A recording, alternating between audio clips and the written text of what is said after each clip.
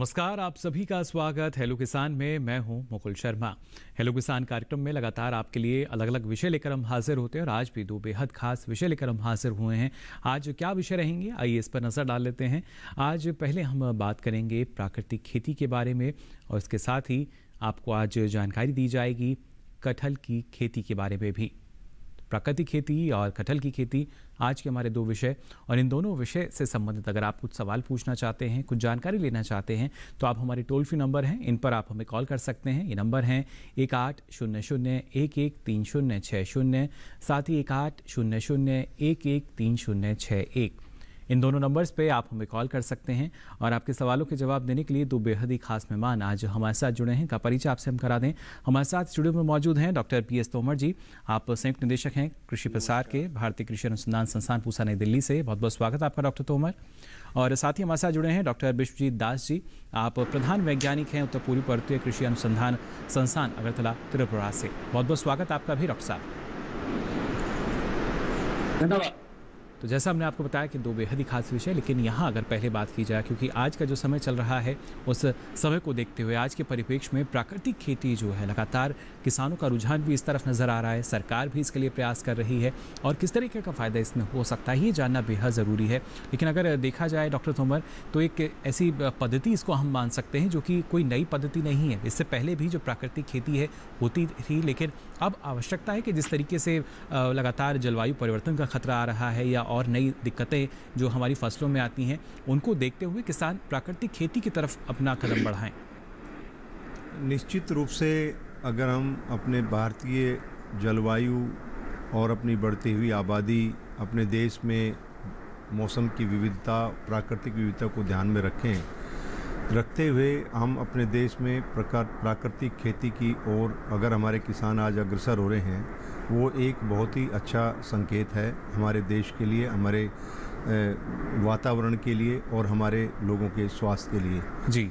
पिछले 2 सालों में कोरोना महामारी से जो उत्पन्न स्थिति हुई है, उससे एक चीज़ तो बिल्कुल निश्चित रूप से निर्णायक सिद्ध हुई है कि हमें सबको स्वस्थ रहने के लिए हमने अपनी इम्यूनिटी को बढ़ाना है। अगर हमें स्वस्थ रहना है तो इम्यूनिटी बढ़ाना है। इम्यूनिटी बढ़ाने के लिए हमें अपने भोज्य पदार्थ को बदलना पड़ेगा। उसमें जो भी हमारा खान पान है, फल है, सब्जियां हैं, दूध है या और भी जो हमारे उत्पाद हैं, उनकी गुणवत्ता के ऊपर ध्यान देना पड़ेगा। उनमें कम से कम कीटनाशकों का इस्तेमाल हो, उनमें जो है फफूंदनाशी का इस्तेमाल हो, वो प्राकृतिक तरीके से उगाए जाएं, उनको इस प्रकार के वातावरण में उगाया जाए कि उनसे पैदा होने वाले जो उत्पाद हैं वो हमारे पोषण से भरपूर हों। क्योंकि पोषण एक बहुत बड़ी हमारे सामने चुनौती है जी। और पोषण सुरक्षा की जब हम बात करते हैं, खाद्य के माध्यम से हम ऊर्जा का पूर्ति कर सकते हैं, दालों के माध्यम से हम प्रोटीन की मात्रा को निश्चित कर सकते हैं जी। लेकिन फल एवं सब्जियों के माध्यम से हमें सुनिश्चित करने का अवसर मिलता है कि हम अपने पोषण के लिए जो हमारे मिनरल्स हैं, विटामिन्स हैं और मैं कहूँ तो एंटीऑक्सीडेंट्स हैं, फाइटोकेमिकल्स हैं, उनकी उपलब्धता का एकमात्र स्रोत है तो वह हैं सब्जियां एवं फल या मसाले, जिनके इस्तेमाल को हम बढ़ावा दे करके हम अपनी आबादी को स्वस्थ रख सकते हैं, अपने राष्ट्र को स्वस्थ रख सकते हैं। और जो हमारे माननीय प्रधानमंत्री जी की परिकल्पना है भारत को विश्व गुरु बनाने की, उस परंपरा को आगे बढ़ाने के लिए आवश्यक है कि हमारी आबादी बौद्धिक रूप से, स्वास्थ्य के दृष्टिकोण से और सब दृष्टिकोण से हम सर्वश्रेष्ठ अपने आप को सिद्ध कर पाएँ। ये हमारी एक वृद्ध सोच का परिणाम है और उसके लिए प्राकृतिक खेती, क्योंकि हमारे शास्त्रों में माना गया है जैसा खाओगे अन्न वैसा बनेगा मन। अगर हम पोषक तत्वों से भरपूर और बेहतर तरीके से उगाए हुए खाद्यान्नों का उत्पादों का इस्तेमाल करेंगे, निश्चित रूप से हमारा स्वास्थ्य और हमारा मानसिक विकास, हमारी बौद्धिक उपलब्धता में निश्चित रूप से वृद्धि होगी जी। ये तो मेरा तौर पर मानना है जी। हम भी मान सकते हैं कि कृषि में जो इस तरह की चुनौतियां हमारे सामने हैं आज के समय में, उनका एक जो समाधान है, एक विकल्प जो है वो प्राकृतिक खेती है, जिसका लाभ ना सिर्फ आर्थिक तौर पर हमें मिल सकता है बल्कि स्वास्थ्य के लिहाज से भी ये काफ़ी महत्वपूर्ण हो जाता है। इस बारे में और भी विस्तार से हम डॉक्टर तोमर से जानकारी लेंगे, लेकिन पहले आइए नज़र डाल लेते हैं इस खास रिपोर्ट पर।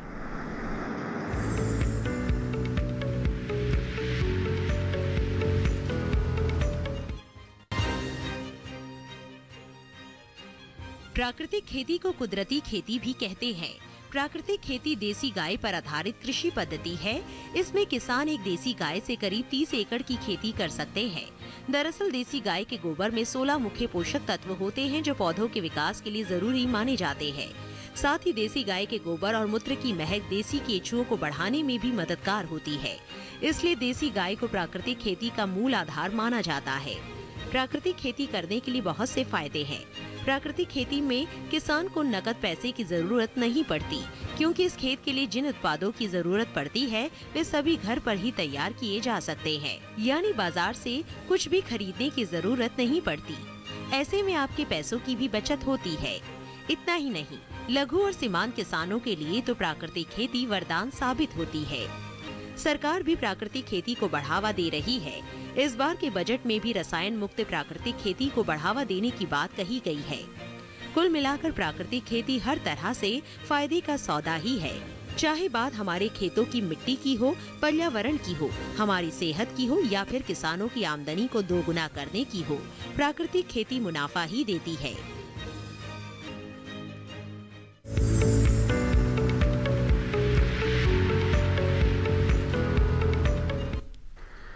तो जाना आपने, आर्थिक रूप से हम बात करें, स्वास्थ्य की दृष्टि से बात की जाए, जो मुनाफा है वो हमें प्राकृतिक खेती से मिल सकता है।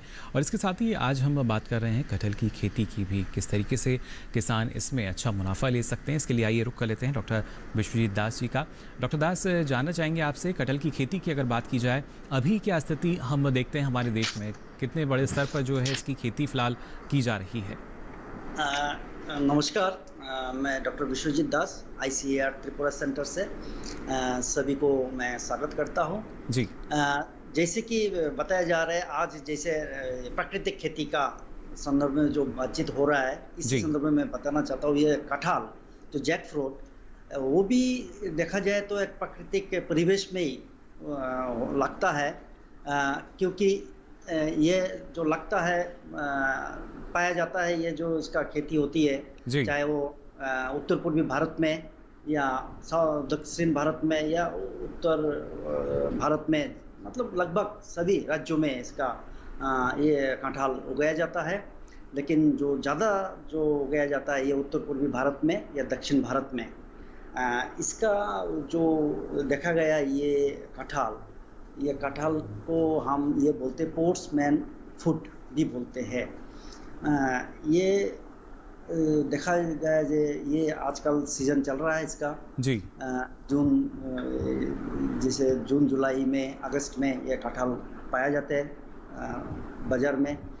तो इसका देखा जाए तो जैसे हम कहते हैं वाणिज्यिक रूप से ज़्यादा जो इसका जो प्लांटेशन बगीचा पाया जाता है वो साउथ इंडिया में ही पाया जाता है ज़्यादातर। और उत्तर पूर्वी जो भारत में ये देखा जाए तो जो पार्क के मतलब हाउस होल्ड का जो लैंड होल्डिंग है वो छोटा होने के कारण तो बड़ा खेती नहीं होती है, लेकिन सभी घर में कुछ ना कुछ कटहल का खेती होती है, ज़्यादा या कम। तो इसी तरह ये स्थिति है भारतवर्ष में। और इसका देखा जाए तो इसका वाणिज्यिक जो एक पोटेंशियल है वो काफ़ी ज़्यादा है विश्व भर में। चाहे हम साउथ एशियन कंट्रीज को ले ले, श्रीलंका, मलेशिया और वियतनाम वगैरह ले ले, वो वर्ल्ड में काफ़ी, विश्व में काफ़ी कंपटीशन दे रहे हैं इंडिया को कटहल के वाणिज्यिक रूप से। जी बिल्कुल। और किस तरीके से कटहल, जैसा आपने कहा कि ना सिर्फ अगर वैश्विक बाजार की भी हम बात करते हैं तो वहाँ भी कई अवसर हैं जिसके ज़रिए हमारे जो किसान कटहल की खेती करते हैं उनका मुनाफा बढ़ सकता है। इस बारे में और भी आपसे हम जानकारी लेंगे और कैसे इसको हम वाणिज्यिक स्तर पर, यानी कमर्शियल स्टेज की अगर हम बात करें, कैसे इसको हम उस स्तर पर कर सकते हैं, इसके बारे में भी जानकारी लेंगे। लेकिन पहले आइए नज़र डाल लेते हैं इस खास रिपोर्ट पर भी।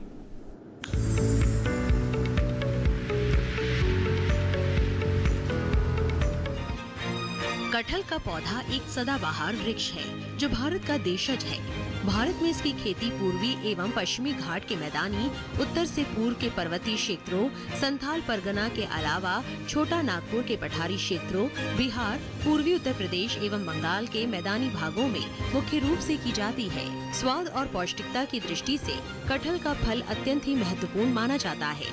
इसके फल बसंत से वर्षा ऋतु तक उपलब्ध होते हैं। बसंत ऋतु में जब प्रायः सब्जी की अन्य प्रजातियों का अभाव रहता है, उस समय कटहल के छोटे और नवजात मुलायम फल सब्जी के रूप में प्रयोग किए जाते हैं। जैसे जैसे फल बड़े होते हैं, उनमें शर्करा, पेक्टिन, खनिज पदार्थ और विटामिन ए का अच्छा विकास होता है। कटहल उष्ण प्रदेशीय फल होने के कारण इसके लिए गर्म और तरल जलवायु उपयुक्त रहती है, यानी कि मध्यम से अधिक वर्षा और गर्म जलवायु वाले क्षेत्र कटहल की खेती के लिए उपयुक्त होते हैं। कटहल की खेती किसी भी प्रकार की मिट्टी में हो जाती है, लेकिन फिर भी इसकी बागवानी के लिए गहरी दोमट और बलुई दोमट मिट्टी उपयुक्त है। इसकी खेती के लिए पानी की ज्यादा जरूरत होती है। इसके बीजों की बुआई जुलाई से सितंबर तक की जा सकती है। 1 एकड़ में करीब 30 से 35 पौध लगाए जा सकते हैं। बीज से पौधे को उगाने के करीब 4 से 5 साल बाद फल लगने लगते हैं। हालांकि इसकी पैदावार अलग अलग किस्मों के आधार पर होती है। खजवा, स्वर्ण मनोहर, स्वर्ण पूर्ति, NJ 1, 2, 3, 15, उत्तम वरक्का इसके प्रमुख किस्में हैं।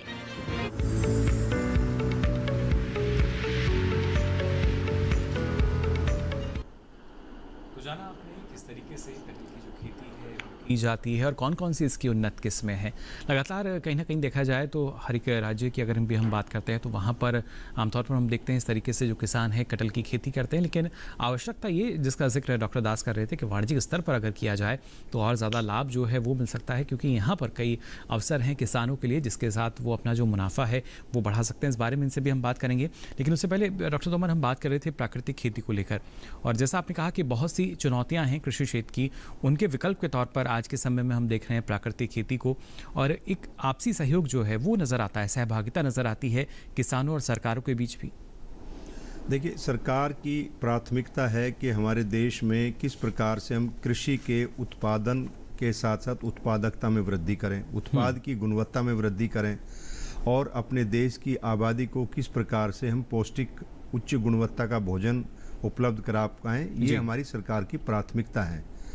और इस दिशा में सरकार के द्वारा बहुत सारे कदम उठाए गए हैं, चाहे वो परंपरागत खेती को बढ़ावा देने की बात हो, या प्राकृतिक खेती को बढ़ावा देने की बात हो, या कार्बनिक खेती को बढ़ावा देने की बात हो। ये एक सकारात्मक पहल है हमारे देश में। सरकार की जो सोच है वो बिल्कुल सकारात्मक सोच है। इस दिशा में काम करने की हमें आवश्यकता है, और इस दिशा में बहुत सारे किसान या संस्थान इस दिशा में काम भी कर रहे हैं। जी, कई संस्थाएं जो हैं वो भी लगातार जुटी हुई हैं। मुकुल जी के प्राकृतिक खेती को बढ़ावा देने के लिए हमें इसके विभिन्न पहलुओं को पहले पूरी तरह से समझना होगा जी, और जब हम उनको समझ पाएंगे तभी हमारे किसान उसकी तरफ प्रेरित होंगे। हमें एक मोमेंट के रूप में इसको तैयार करना है। इसके लिए जो इसकी चुनौतियां हैं उनको किसानों को हमको समझाना है। चलिए, इस बारे में और जानकारी मैं आपसे लूँगा, वो तमाम पहलू जो हैं। फिलहाल एक दर्शक हमारे साथ जुड़ चुके हैं, रामजी त्रिवेदी हमारे साथ जुड़े हैं उत्तर प्रदेश से। बहुत बहुत स्वागत आपका। क्या जानकारी लेना चाह रहे हैं? हेलो जी, राम जी। हेलो जी, मैं ये जानकारी लेना चाहता हूँ कि हमारे खेत गंगा के किनारे एक नाले पे ढालू स्थिति में है जी, थोड़ी सी वहाँ कंकड़ की परत होती है। हेलो जी, सुन पा रहे हैं आपको। जी, राम जी, आपसे गुजारिश करना चाहेंगे टीवी सेट का वॉल्यूम आप बंद कर दें। उसी में जी, अपनी कटहल की खेती करना चाहते हैं, चलिए, बिल्कुल। तो क्या वहाँ संभव है? डॉक्टर दास, क्या जानकारी देना चाहेंगे आप? देखिए, हम चाहते कटहल हैं की कि हमारी खेती गंगा अगर के आप किनारे कह की रहे हैं जहाँ पे मतलब ये जान लीजिए जहाँ पे पानी का जमावट हो उधर तो होना नहीं है। आधा देखा जाए तो कम जहाँ पे पानी का जमावट ना हो, अच्छा जैसे मिट्टी का अच्छा गुणवत्ता है तो उसमें हो सकती है, इसमें कोई मतलब दोहराई नहीं है। लेकिन वही है जो पानी जमावट ना हो, गंगा का किनारे अगर हो, जैसे बरसात में पानी मतलब ये ना हो जाए, बाढ़ ना आ जाए, फ्लड ना आ जाए, तो उसमें कोई नहीं लग सकता है आपका, इसमें कोई वो नहीं है। पौधा आपको मिल जाएगा, कहीं भी नर्सरी से आप पौधा ले सकते हैं। जी, डॉक्टर दास, क्या क्षेत्र अनुसार जो इसकी अलग अलग किस्में हैं वो बेहतर रहती हैं, या कोई खास ऐसी किस्में जो आप बताना चाहें जिनके ज़रिए जो उत्पादन है वो बढ़ सकता है, जो कि वाणिज्यिक स्तर पर भी काफ़ी किसानों को लाभ दे सकती हैं? हाँ, देखिए, अगर देखा जाए तो जो प्रजातियां है उसमें देखा जाए तो आजकल जो देखा जाए तो ज़्यादातर सब्जी के लिए काफ़ी उसका जो आपका डिमांड है। उसके लिए ही है। जो पक्का कटहल है उसका तो देखा जाए तो उत्तर भारत में ज़्यादातर पसंद नहीं किया जाता है, लेकिन जी। सब्जी के लिए जो आपका अच्छा किस्में बहुत है। जैसे हजारी है, बहुत सारा लगता है, इसका नाम हजारी दिया गया। फिर साउथ का है थंजावुर जैक है, सिंगापुर है। ये आपका उत्तर भारत में भी अगर कोई अच्छा किस्म मिलता है तो उसमें भी लगा सकते हैं। जरूरी नहीं कोई रिलीज्ड वैरायटी हो या नेम मतलब किसी इंस्टीट्यूट से रिलीज किया हो, लेकिन अच्छा किस्म हो। अगर उत्तर प्रदेश में या बिहार में या आसपास के मध्य प्रदेश में कोई अच्छा किस्म पाया जाता हो, वो भी लगा सकते हैं। इसमें कोई मतलब संदेह की बात नहीं है। लेकिन वही है जहाँ पे फ्लड ना हो, बाढ़ का पानी ना जमे, बरसात में पानी ना जमे, तो जल जमाव की स्थिति ना हो, इसका ख्याल हमारे किसानों को रखना होगा। किसी भी जी बिल्कुल।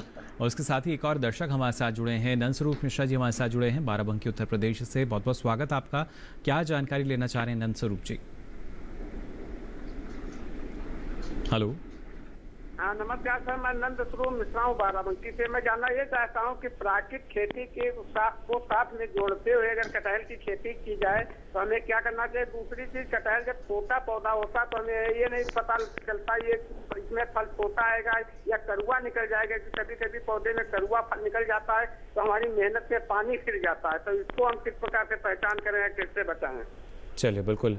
पहले ये जानना चाह रहे हैं डॉक्टर तोमर आपसे, मैं इनका जवाब लेता हूँ। प्राकृतिक खेती की क्योंकि क्या कुछ ऐसी सीमा यहाँ पर है कि कोई फसल हम ले सकते हैं कोई नहीं? ये कटहल की नंदस्वरूप जी, अगर आप कटहल के साथ प्राकृतिक खेती करना चाहते हैं तो आप जब तक 8 से 10 साल की समय में आप प्राकृतिक खेती कर सकते हैं, कोई प्रतिबंध नहीं है। और कटहल तो अपने आप में ही एक इतना मजबूत फल वृक्ष है कि इसके अंदर कीड़े और बीमारियों का प्रकोप सबसे कम होता है। एक बार आपने अगर पेड़ को लगा करके चला दिया और उसकी फिर निरंतर देखभाल करते रहे तो ये आपको प्राकृतिक रूप से ही बहुत सारे फल देता रहेगा जी। और आप इसमें प्राकृतिक खेती के रूप में आप दलहनी फसलों को ले सकते हैं, आप जौ लगा सकते हैं, जई लगा सकते हैं, सरसों लगा सकते हैं। बहुत सारी सब्जियां हैं, जैसे आप गाजर लगा सकते हैं, चुकंदर लगा सकते हैं, कम अवधि की पालक है, धनिया है। ये सारी फसलों के विकल्प आपके सामने हैं जिनको आप प्राकृतिक रूप से उगा सकते हैं। उसका फ़ायदा आपके कटहल को भी मिलेगा, कटहल भी प्राकृतिक हो जाएगा जी, और आपकी सब्जियां और दूसरी फसलें भी प्राकृतिक हो जाएंगी। तो बिल्कुल इस प्रकार का कोई प्रतिबंध नहीं है जी कि आप प्राकृतिक खेती के साथ कटहल की खेती को नहीं अपना सकते। तो देखिए कोई सीमित दायरा नहीं है। जिस तरीके से हम प्रकृति की बात करते हैं ऐसा ही हमारी प्राकृतिक खेती, जहाँ पर अगर आप चाहते हैं तो अलग अलग फसलें जो हैं, कोई भी फसल जो है आप वो ले सकते हैं। लेकिन शुरुआती तौर पर आपकी देखिए कितनी संभावनाएं हैं उस फसल की आपके क्षेत्र में।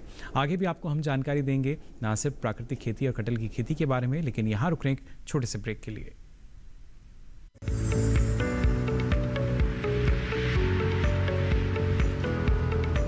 अरे भाई सुना नहीं क्या? केसीसी ने किसानों का जिंदगी बदल दिया है। देश के छोटे किसान 1,60,000 रुपए तक का कर्ज बिना किसी गारंटी को ले पाएंगे। ब्याज खोरों से भी पीछा छुटा। मैं तो जैविक खेती का पूरा सामान मंगा लिया, केसीसी का भी कोई दबाव नहीं है। ब्याज चुकाने के लिए पूरा 1 साल मिलता है। समय पर भुगतान करने पर केवल 4% के सालाना ब्याज पे लोन मिल गया मुझे। अपना आधार कार्ड, लेटेस्ट फोटो और जमीन के कागजात लेके अप्लाई करो बस। और नामांकन भरने के लिए जेब भी ढीली नहीं करनी पड़ी।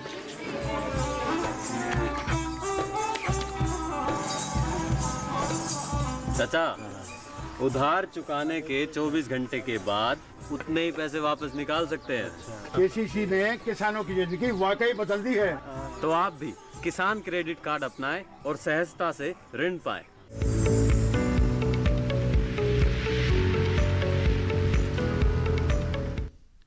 ब्रेक के बाद आप सभी का एक बार फिर स्वागत। हेलो किसान में लगातार आपको हम जानकारी दे रहे हैं प्राकृतिक खेती और कटहल की खेती के बारे में। और जो दर्शक हैं वो देखिए हमारे साथ जुड़ रहे हैं। फिलहाल हमारे साथ सुशांत जी जुड़े हैं उड़ीसा से। बहुत बहुत स्वागत आपका सुशांत जी, क्या जानकारी लेना चाह रहे हैं? हेलो। हेलो सर, कटहल के उन्नत किस्म क्या है इसके बारे में जानना था। कटहल की आप खेती करना चाहते हैं? कौन जी। किस्म क्या है उसके बारे में जानना था। कौन सी किस्म है इसकी, ये जानना चाह रहे हैं सुशांत जी। डॉक्टर दास क्या जानकारी देना चाहेंगे? उड़ीसा राज्य की अगर बात की जाए, यहाँ के अनुसार कोई खास किस्म कटहल की? सुशांत जी को मैं बताना चाहता हूँ, जो उड़ीसा से है सुशांत जी। उड़ीसा राज्य तो द्वितीय स्थान पे है, त्रिपुरा पहला स्थान है। उड़ीसा में बहुत ही अच्छा संभावना है और कटहल की खेती की जाती है। तो जो किस्में है देखा जाए तो एक तो पाया जाता है आपका जो सख्त, उसका जो फल होता है जी। वो सख्त होता है, और एक थोड़ा सा नरम सा होता है जो सॉफ्ट फ्लेस्ड कहते हैं हम, या फार्म फ्लेस्ड। और एक अच्छा सा जो पोटेंशियल मैं मानता हूँ रेड फ्लेस्ड, लाल कलर के जो साउथ में पाया जाता है, वो भी काफ़ी संभावना है अगर लगाया जाए तो मेरे ख्याल में सब्जी के लिए जो किस्में हैं, उड़ीसा में भी बहुत सारे किस्में होंगे। जो IIHR का ICR का जो संस्थान है, यूनिवर्सिटी है उड़ीसा एग्रीकल्चर यूनिवर्सिटी, उनसे अगर वो संपर्क करे तो उनके लिए जो पौधा है वो उपलब्ध कराया जा सकता है, वो लोग करा देंगे। और मुझे लगता है अच्छा संभावना है, वो कटहल का खेती कर सकते हैं। तो उड़ीसा में जो अच्छा किस्म पाया जाता है वही उनको करना चाहिए। और जो अगर कर्नाटक से अगर अच्छा किस्म ला सकते हैं, लाल जो फल होता है अंदर, वो भी अच्छा संभावना है, मैं मानता हूँ। जी। साथ ही डॉक्टर दास, अगर हम कटहल फल के आकार की बात करें तो कुछ फल जो हैं बड़े भी नज़र आते हैं, कुछ मध्यम भी होते हैं, तो ये अंतर क्या जो उसकी प्रजातियां हैं उनके अनुसार रहता है, या हमारा जो पौधा है उसमें किस तरीके के पोषण की आवश्यकता है उसके अनुसार है? देखिए, जो असल में देखा जाए तो जो आकार है वो किस्म के प्रजाति का ऊपर ही करता है ज़्यादातर कटहल में। कटहल का तो ऐसे है, समझिए मिट्टी का साथ जो तने लगे हुए हैं उससे लगा होता है, ऊपर तक जाता है। अगर लगना मतलब फल लगता है तो ये मतलब चमड़ा से भी फल निकलता है, ऐसा प्रजाति है ये। और आकार तो 2-2.5 किलो से लेकर 6-7 किलो तक हो सकता है। लेकिन ये पुराने ज़माने में बड़े बड़े आकार के जो कटहल फल होते थे उसका भी काफ़ी जनप्रिय मतलब लोग पसंद करते थे। लेकिन आजकल के जो बाज़ार है वो समझिए 2.5 से 3 किलो, उससे ज़्यादा 2 से 3 किलो के ज़्यादा बड़ा पसंद नहीं करते। वो दूर बाज़ार में भेज भी नहीं सकते हैं, इसको पैकेजिंग में समस्या होती है। तो ये पाया गया है 2.5 से 3, 3.5, मैक्सिमम 4 किलो वो प्रजातियाँ हो तो अच्छा होता है। यानी मान सकते हैं जिस तरीके से लगातार हमारी जो जोत है वो छोटी होती चली जा रही है, और ऐसे ही किसानों का मानना है कि अगर फल छोटा है तो शायद उसको लेके जाने में, बाजार में जाने में उन्हें कुछ सुविधा हो सकती है। लेकिन मांग जो है, जैसा डॉक्टर दास बता रहे हैं कि पहले जो बड़ा फल था उसकी काफ़ी अच्छी मांग रहती थी, लेकिन अब इसका जो प्रसंस्करण है वो भी हम कह सकते हैं वहाँ भी किसानों को फ़ायदा मिल रहा है। और यहाँ डॉक्टर तोमर, हमारे पास एक ईमेल भी है, मेल के ज़रिए भी जो हमारे दर्शक हैं अपने सवाल हम तक पहुँचाते हैं। पवन कुमार जी का मेल है उत्तर प्रदेश से, और पवन जी जानना चाह रहे हैं कि पपीते की प्राकृतिक खेती ये करना चाहते हैं, इसके लिए इन्हें क्या करना चाहिए? देखिए, पपीते की प्राकृतिक खेती करने के लिए संभावनाएं तो हैं, लेकिन उसमें 2 बातों को उनको ध्यान रखना पड़ेगा कि एक तो ऐसी किस्म का चुनाव करना पड़ेगा जिसमें विषाणु का रोग नहीं लगता, यानी कि विषाणु रोग रोधी किस्म लेनी पड़ेगी। जी। पपीते में मुख्य चुनौती हमारे उत्तर प्रदेश में या उत्तर भारत में है विषाणु के रोग की। जो पपीते के अंदर मरोड़िया रोग लग जाता है, तो उसको एक बार लग जाता है तो उसको फिर नियंत्रित करना मुश्किल होता है। तो उसके लिए विषाणु रोग रोधी कुछ किस्में हमारे देश में विकसित की गई हैं। हालांकि वे किस्में अभी प्राइवेट क्षेत्र की कंपनियों के द्वारा उपलब्ध कराई जा रही हैं किसानों को। और हमारे संस्थान का भी एक स्थानीय केंद्र है पुणे में, हमने भी एक किस्म चिन्हित की है पुणे सिलेक्शन के नाम से। उसको अभी हम विकसित करके उसका बीज बढ़ाने का काम चल रहा है जी। और मैं आशा करता हूं कि आने वाले 2-3 सालों में हम भी उस किस्म का बीज किसानों को उपलब्ध करा पाएंगे जिसमें विषाणु का प्रकोप कम होता है। तो पहली बात तो ध्यान रखनी है कि विषाणु रोग रोधी किस्म का चयन करना है जी। दूसरी बात है कि पोषण की। पपीते के अंदर जब हम खेती करते हैं तो हमारी मृदा बेहतर होनी चाहिए। और पपीते में बताना चाहूँगा कि जल भराव पपीते को बिल्कुल पसंद नहीं है। यानी कि अधिक वर्षा की स्थिति में खेत में पानी नहीं रुकना चाहिए जी। और ना ही अधिक पानी की इसको देने की आवश्यकता होती है। पौधे की मांग के अनुरूप पानी दिया जा सकता है। आजकल सूक्ष्म सिंचाई पद्धति पे अगर हम उगाते हैं तो उसके बहुत फ़ायदे हैं। और दूसरी बात, जब हम प्राकृतिक खेती करने की बात करते हैं, किसान भाई पपीते की खेती या तो आप एक एकल फसल के रूप में लेते हैं या उसके बीच में दूसरी अन्य फसलों को भी लेते हैं। तो मैं अपने किसान भाई को बताना चाहूँगा कि आप पपीते की जब खेती करते हैं तो अपने पपीते के बीच में आप टमाटर, मिर्च बिल्कुल ना लगाएं जिनके अंदर विषाणु के रोग आते हैं, क्योंकि विषाणु के रोग लगने वाले जिन फसलों में विषाणु के रोग अधिक लगते हैं उनको बचाव करें। उसके अलावा आप उसमें पालक लगा सकते हैं, आप इसके अलावा आप मूली, सलजम, गाजर ले सकते हैं, मटर ले सकते हैं या लोबिया ले सकते हैं, फ्रेंच बीन ले सकते हैं। तो यानी कई विकल्प हैं किसानों के पास, आप उनका चयन कर सकते हैं, लेकिन जिसमें विषाणु रोग आते हैं उन फसलों से आपको बचना होगा, जिनके उदाहरण यहाँ अभी डॉक्टर तोमर ने हमें दिए। फिलहाल एक और दर्शक हमारे साथ जुड़े हैं, गोपाल जी हमारे साथ जुड़े हैं बिहार से। जी गोपाल जी, बहुत बहुत स्वागत आपका। क्या जानकारी लेना चाह रहे हैं?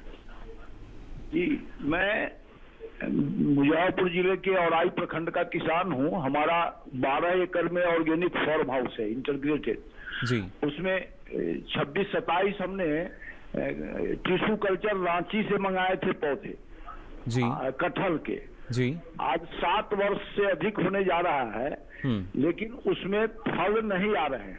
क्योंकि ऑर्गेनिक खेती करते हैं तो इसके लिए हम क्या करें, यही विषय जानना चाह रहे हैं। चलिए, बिल्कुल। डॉक्टर दास, कुछ जानकारी लेना चाहेंगे आप इनसे? हाँ, टिश्यू कल्चर के जो ये तो सुनने में आया, टिश्यू कल्चर का कटहल का पौधे लाए हैं।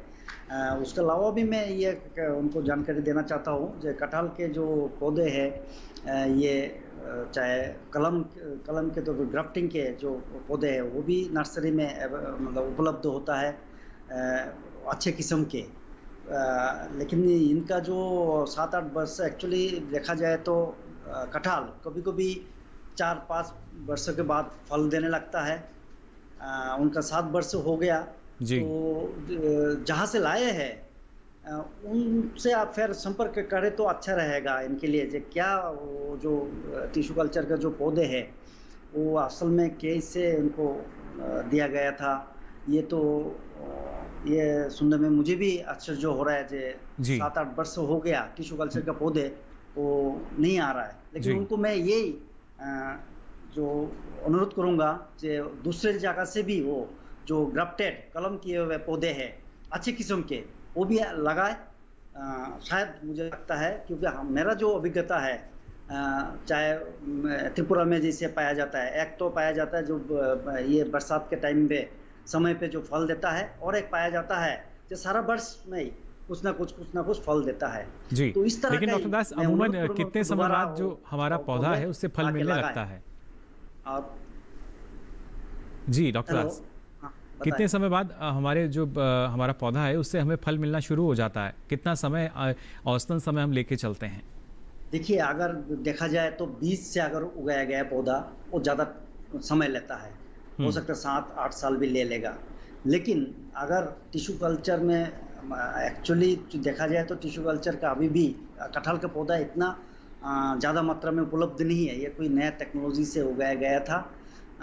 लेकिन जो ग्राफ्टेड पौधे होते हैं, जो अच्छा किस्म का जो पौधों से शाखा लेके इसको कलम किया जाता है जी, तो उससे अगर उगाया जाता है तो 4-5वें वर्ष से कुछ ना कुछ 1-2 फल देने लगता है, और 7-8 वर्ष में तो वो पूर्ण रूप से फल देने लगता है। और देखा जाए तो 10 वर्ष में वो पूरी मात्रा से फल देने लगता है। ये कटहल का एक फल देने का एक जी। तो औसतन देखिए कि कब कब आपको जो फल है वो मिल सकता है। और ख़ासतौर से डॉक्टर तोमर, अगर देखा जाए, क्योंकि प्राकृतिक खेती में भी किसान के एक शायद सोच यही रहती है कि लागत हमारी कम हो जाए और मुनाफा ज़्यादा मिल सके, तो यहाँ भी हम मान सकते हैं कि जो शुरुआती तौर पर अगर देखा जाए तो भले ही कुछ वक्त लग सकता है, लेकिन उसके बाद किसान को जो मुनाफा मिलना है वो शुरू हो जाता है। मैं डॉक्टर दास के दिए हुए प्रश्न में थोड़ा सा और जोड़ना चाहता हूँ जी।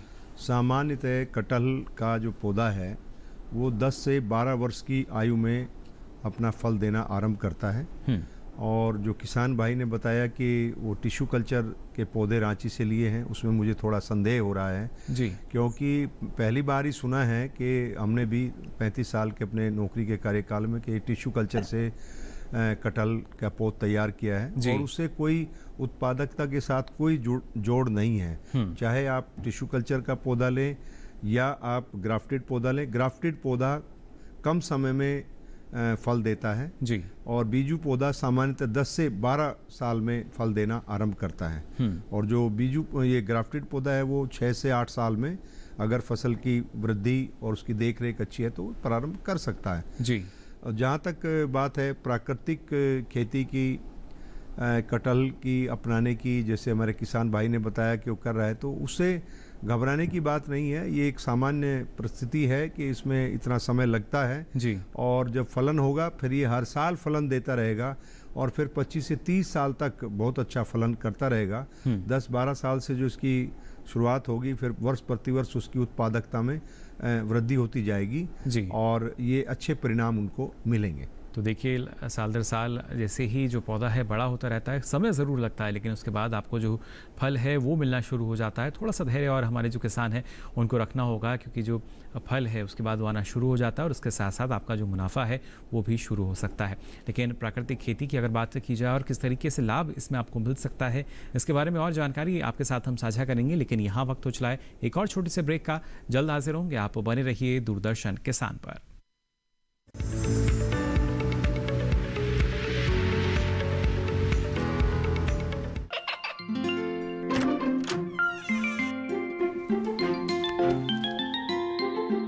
ये क्या हो रहा है? काशवी, इतने कम मार्क्स? काशू बेटा पढ़ा करो, पढ़ोगी नहीं तो आगे कैसे बढ़ोगी? मम्मा मैं भी तो आपसे यही कहना चाहती हूँ, पढ़ा करो। आप पढ़ोगे नहीं तो आगे कैसे बढ़ोगे? मतलब? वो देखो, सिर्फ बैक पर छपा ऑर्गेनिक नहीं, ऑर्गेनिक का निशान पहचानिए। पीजीएस ऑर्गेनिक का ये लोगो उन किसानों की पहचान है जो आज भी परंपरागत विधि से रसायन मुक्त खेती कर आपके लिए शुद्ध फसल उपजा रहे हैं। अब समझे मम्मा, अगर मैं प्योर ऑर्गेनिक फूड नहीं खाऊंगी तो अच्छे मार्क्स कहाँ से लाऊंगी? अच्छा बच्चों, जैविक खेती की इस मुहिम को आगे बढ़ाइए, शुद्ध ऑर्गेनिक अपनाइए।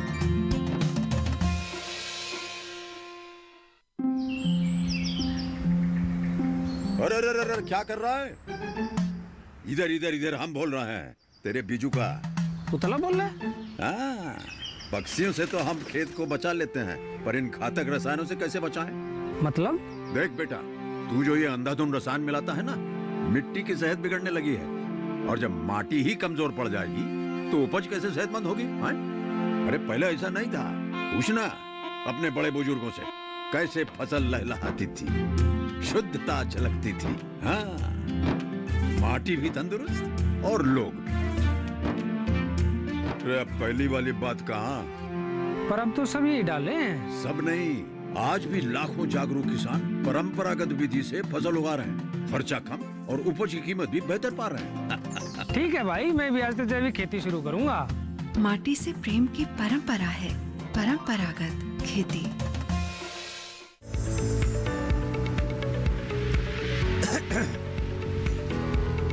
केवी के मैं भी देखता हूँ ना। तो ब्रेक के बाद आप सभी का एक बार फिर स्वागत हेलो किसान में। लगातार आपको हम जानकारी दे रहे हैं प्राकृतिक खेती और कटहल की खेती के बारे में। फिलहाल हमारे साथ एक और दर्शक जुड़े हैं, लक्ष्मी जी हमारे साथ जुड़े हैं उड़ीसा से। बहुत बहुत स्वागत आपका। क्या जानकारी लेना चाह रहे हैं? नमस्कार सर। हेलो, नमस्कार सर। जी लक्ष्मीनाथ जी, क्या जानना चाह रहे हैं? सर हम कटहल की खेती करना चाहते हैं सर। कटहल की खेती करना चाहते हैं आप? जी। तो चलिए सर, बिल्कुल। एक एकड़ में कितने पौधे लगनी चाहिए और पौधे से पौधे की दूरी कितनी होनी चाहिए? चलिए, डॉक्टर दास नवरंगपुर उड़ीसा से हमारे साथ लक्ष्मीनाथ जी जुड़े हैं। कटहल की खेती करना चाहते हैं, एक एकड़ में कितने पौधे जो हैं वो इनको लगाने होंगे और उनके बीच अंतर यानी कितनी जो दूरी है वो रखनी होगी? देखिए, ये जो कटहल का अगर बगीचा लगाना हो तो जो सबसे ज़्यादा जो ज़रूरी है, आप दूरी कितना रखना है पौधे से पौधे। दो तरह का कर सकते हैं, 8 मीटर से 8 मीटर बाय 8 मीटर रख सकते हैं आप, या 10 मीटर से 10 मीटर दूरी रख सकते हैं। उससे क्या होता है आपका जो पौधे से बीच में जो जगह होता है उसमें आप दूसरे सब्जी का खेती कर सकते हैं जी। तो उसी संदर्भ में आप हिसाब हम कर सकते हैं कि मतलब 1 एकड़ में या हेक्टेयर में हमें कितना पौधे चाहिए। तो मेन जो हमारा जरूरी है कि कितना दूरी रखनी है, हमने 8 मीटर पे रखे या 10 मीटर में रखे, तो उसी हिसाब से हम मतलब वो हिसाब कर सकते हैं कि 1 एकड़ में या हेक्टेयर में हम कितना पौधे रखेंगे। बिल्कुल, तो पौधे की जो दूरी है उसके आधार पर देखिए जो पौधों की संख्या है वो हमारे जो किसान हैं वो सुनिश्चित कर सकते हैं। लेकिन इसके साथ साथ और किस तरीके से महत्वपूर्ण हो जाता है यहाँ डॉक्टर दास, क्योंकि जो इसके प्रसंस्करण की हम बात करें, सिर्फ एक सब्जी फल तक ही इसको हम सीमित नहीं मान सकते। जो किसान है इसके प्रसंस्करण से भी जुड़ रहे हैं, और जैसे आपने बताया कि वैश्विक बाजार में भी अच्छी खासी मांग जो है वो निकल कर आ जाती है, वहाँ पर किस तरह की संभावनाएँ हैं किसानों के लिए?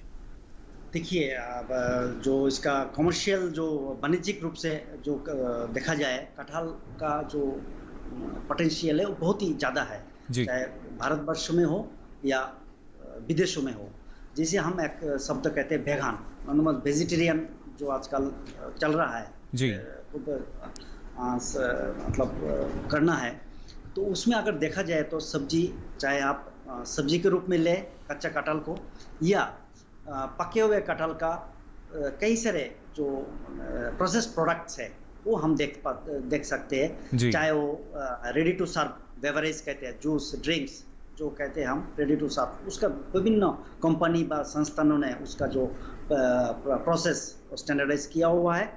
फिर देखा जाए तो दूसरा जैसे आपका कैंडी, टॉफ़ी, आइसक्रीम भी बनाया जा रहा है, जैम, जेली बनाया जा रहा है, फिर जैकफ्रूट से विनेगर बनाया जा रहा है, फिर अचार जो एक सबसे जनप्रिय है अचार जी, काफी लोकप्रिय कटहल का अचार। तो हाँ, कटहल का पापड़, ये सारे विभिन्न संस्थान या प्राइवेट संस्थान जो है, कोई भी फैक्ट्रीज है वो बनाया जा, मतलब ये ऑलरेडी आपका स्टैंडर्डाइज किया हुआ है।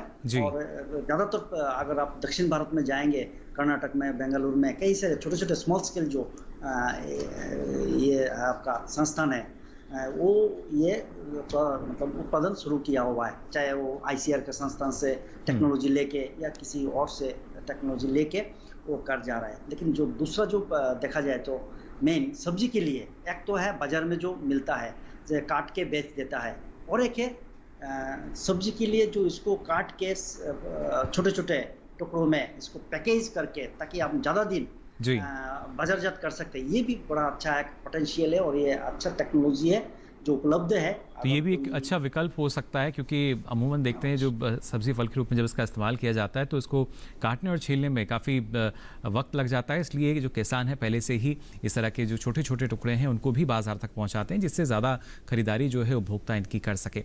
और खासतौर से डॉक्टर तोमर, जब हम प्राकृतिक खेती की बात करते हैं, हमने यहाँ देखा कि जो अलग अलग फसलें हैं उनको हम ले तो सकते हैं, लेकिन जो मृदा है शायद वहाँ पर सुधार की ज़्यादा आवश्यकता है। फसलें तो हमारे किसान लेते हैं और अच्छा उत्पादन भी लेते हैं, लेकिन मृदा सुधार कितना महत्वपूर्ण है जब हम प्राकृतिक खेती की बात करते हैं? तो देखिए, मृदा हमारे पौधों को पोषण तत्व के अतिरिक्त उनको उगने का अवसर देती है, सपोर्ट देती है। उसमें खरपतवारों की क्या स्थिति होगी और उसमें आने वाले जो बीमारी हैं, विशेष करके मृदा से जुड़ी हुई बीमारियां हैं जी, ये सब मृदा से जुड़े हुए प्रश्न हैं। तो इसमें हम प्राकृतिक खेती को जब हम अपनाने की या इसको बढ़ावा देने की बात करते हैं तो हमारे सामने पहली बात आती है कि किस प्रकार से हम जो 17 पोषक तत्व आज पौधों को आवश्यकता है उनकी आपूर्ति हम करें। तो हमारे पास जो विकल्प हैं उसमें है गोबर की खाद है, कंपोस्ट खाद है, या वर्मी कंपोस्ट है, या हमारे पास ग्रीन मैन्यूरिंग फसल है, या नीम की खलियां हैं, केक्स हैं जी। तो इन सब के माध्यम से हम इनको दे सकते हैं। इसके दूसरा विकल्प है कि हम फसल चक्रों का भी इसमें इस्तेमाल जब करते हैं तो ज़मीन की उर्वरा शक्ति को बढ़ा सकते हैं। उसमें हम दलहनी फसलों के रूप में मटर है या लेंटिल है या अरहर है, इसको करते हैं अलग अलग मौसम में, गर्मी के मौसम में, सर्दी के मौसम में, क्योंकि हमारे पास जलवायु की विविधता है तो हमारे पास ऑप्शन है। और उनके जो पत्ते हैं वो पकने के बाद सारे खेत में मिल जाते हैं तो कार्बनिक तत्व में सुधार होता है। वातावरण से वो नत्रजन लेने की क्षमता रखती हैं, उससे हमें अतिरिक्त नत्रजन देने की आवश्यकता नहीं होती। और फिर इन फसलों के सारे अवशेषों को हमें इसी में मिलाने से कार्बनिक तत्व का सुधार होता है। यानी कि मेरा इशारा है कि किसान भाई जो हमारे ऑर्गेनिक मैन्योर्स हैं, केक्स हैं, या जो हमारे फसलों के अवशेष हैं, उनसे कार्बनिक तत्व में कैसे हम सुधार ला सकते हैं जी। और इसको हम जितना कार्बनिक तत्व की मात्रा बढ़ाएंगे तो उतना ही हमारा जमीन में फसलों के प्राकृतिक रूप से उगाने की संभावना अधिक होती चली जाएगी जी। लेकिन देसी गाय के साथ साथ ये कितना सरल हो जाता है? मैं इसी बात पे आ रहा हूँ। जब हम इनकी बात करते हैं, गोबर की खाद की बात करते हैं, कंपोस्ट की बात कर सकते, बायोगैस स्लैरी की बात करते हैं, या हम उसके और दूसरे विकल्प है, तो इसके लिए हम कहते हैं कि हमें एकीकृत इंटीग्रेटेड अप्रोच अपनानी पड़ेगी।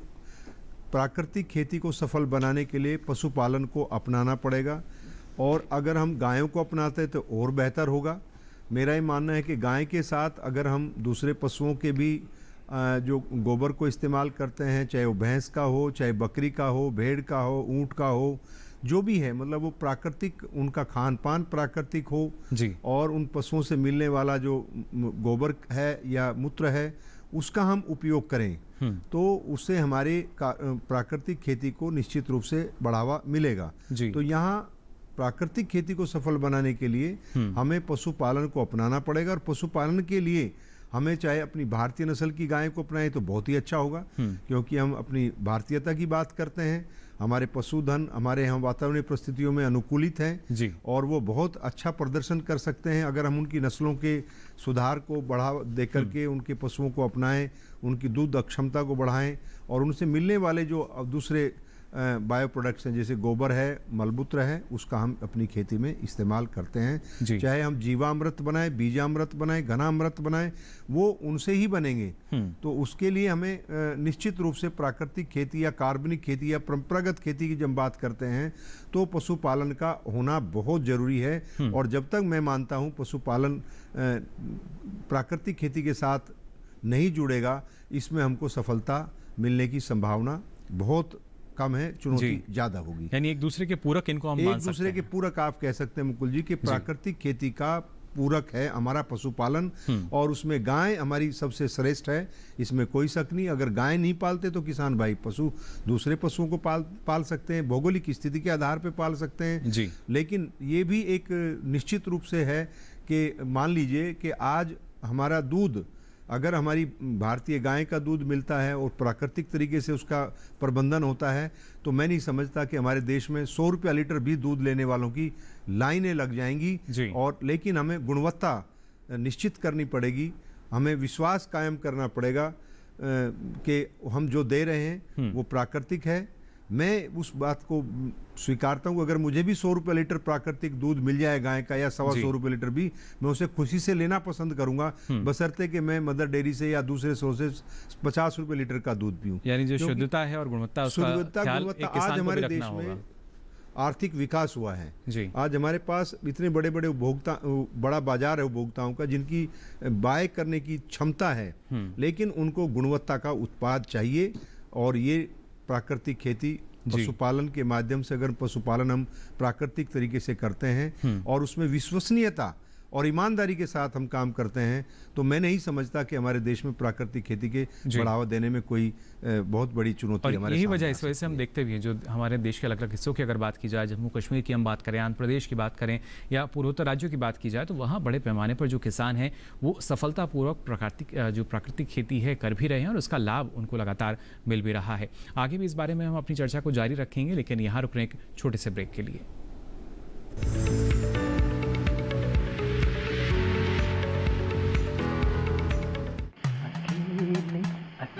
अरे वाह भैया, अकेले अकेले। अरे तू भी ले, पर खाएगा कैसे?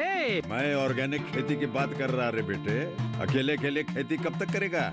मतलब गांव में 20-25 किसानों का समूह बना के पंजीकरण करवा ले, फिर सरकारी ट्रेनिंग भी मिलेगी और मुफ्त जैविक बीज खाद भी।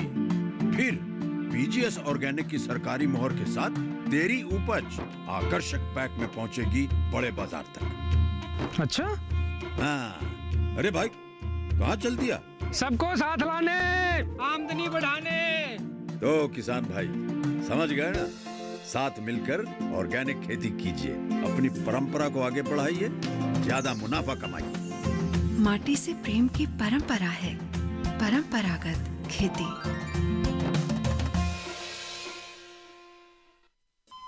अरे सुन तो। मुझे क्या सुनाना चाहते हो? जो सुनाओ मेरी सौतन को। किसको? अरे वही तुम्हारा मोबाइल फोन जिससे सुबह शाम दिन रात चिपके रहते थे और कहते थे किसान कॉल सेंटर से बातें हो रही हैं। अच्छा ये बात है। हाँ क्यों, क्या हुआ? अब बात नहीं होती क्या? अब तो झट से बात हो जाती है। ऐसा क्या? हाँ, अब तो ज्यादा लाइनें और खास तकनीक के कारण खेती के माहिरों से तुरंत बात हो जाती है। और अगर कभी लाइन व्यस्त हो तो अपनी समस्या फोन पर रिकॉर्ड करा दो, वहाँ से फोन आ जाता है और समस्या की हल का मैसेज भी आ जाता है। ये देखो आ गया। अरे वाह, इसका मतलब इंतजार की घड़ी अब खत्म। हाँ। तभी मैं सोचूं कि आजकल मुझ पर इतना प्यार क्यों आ रहा है। कृषि संबंधी समस्याओं का अपनी भाषा में तुरंत हल पाने के लिए पूरे भारत में किसी भी फोन से हेल्पलाइन नंबर पर संपर्क करें। किसानों का दोस्त किसान कॉल सेंटर।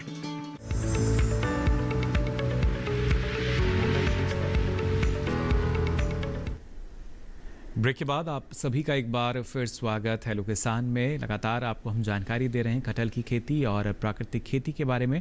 फिलहाल हमारे साथ एक और दर्शक फोन लाइन पर जुड़ी हैं, ममता जी हमारे साथ जुड़ी हैं उत्तर प्रदेश से। बहुत बहुत स्वागत आपका ममता जी, क्या जानकारी लेना चाह रही हैं? हेलो। हाँ जी। जी आपसे गुजारिश करना चाहूँगा अपने टीवी सेट का वॉल्यूम आप पहले बंद कर दें, इससे आसानी होगी आपका सवाल हमें सुनने में। ठीक ठीक जी। हाँ जी। जी सवाल। नमस्ते सर। जी नमस्कार।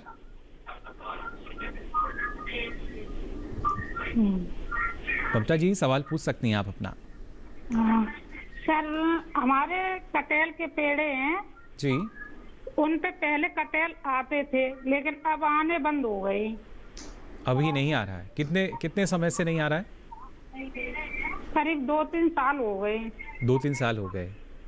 तो जो आपके यहाँ वृक्ष है, जो पेड़ है, उसकी आपको पता है कितना पुराना वो हो चुका है? कुछ जानकारी इस बारे में आपको? करीब 20 साल पुराने हैं पेड़। चलिए 20 साल करीब हो चुके हैं और 2-3 साल से इन पर जो कटहल का फल है वो नहीं आ रहा है। डॉक्टर दास क्या जानकारी देना चाहेंगे आप?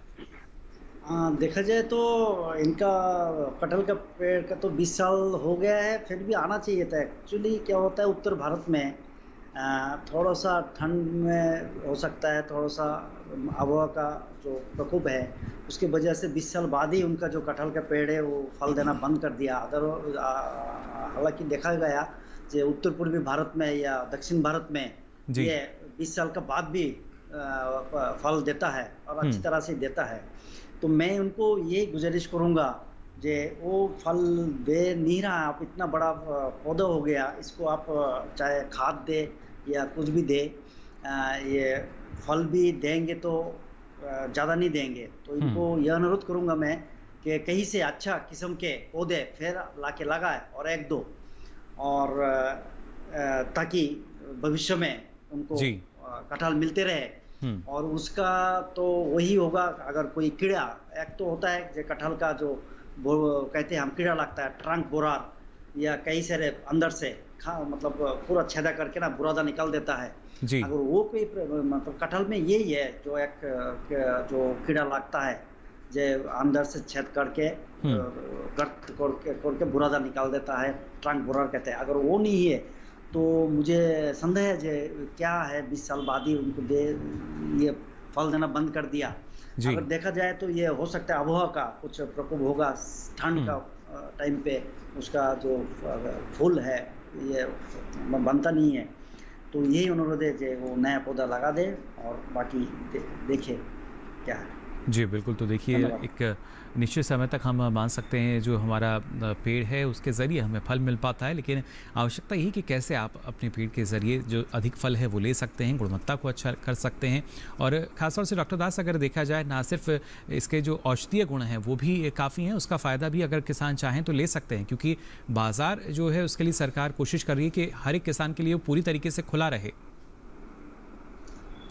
देखिए, अगर कटहल का देखा जाए तो इसका जो हम कैलोरीज कहते हैं, एनर्जी बहुत ही ज़्यादा है इसका, अगर पाया जाए तो। फिर उसका जो बीज है, बीज का जो पाउडर है, सीड पाउडर, उसका भी कई सारे फूड में इसका कहा जाता है। जैसे आजकल चॉकलेट भी बनाया जाता है, चॉकलेट के साथ इसका बीज का पाउडर, ये बेबी फूड में कई इसको किया जाता है। और कहा जाता है कि ये प्रेशर को भी, कटहल का फल खाने से जी कोलेस्टेरॉल भी कम होता है, प्रेशर कम होता है, ब्लड प्रेशर को कम ही करती है, वजन कम करता है जी, लेकिन एनर्जी देता है काफी शक्तिशाली। तो काफ़ी लाभ जो है इस फल के ज़रिए हमारे किसानों को मिल सकता है और आर्थिक रूप से भी काफ़ी बेहतर इसके ज़रिए हमारे किसान जो हैं अपने लाभ को बढ़ा सकते हैं। आवश्यकता है तो सही प्रबंधन अपनाकर इसकी खेती करने की और उसके ज़रिए लाभ कमाने की। फिलहाल डॉक्टर दास, आपने इतनी महत्वपूर्ण जानकारी हमारे दर्शकों के साथ साझा की, इसके लिए आपका बहुत बहुत आभार।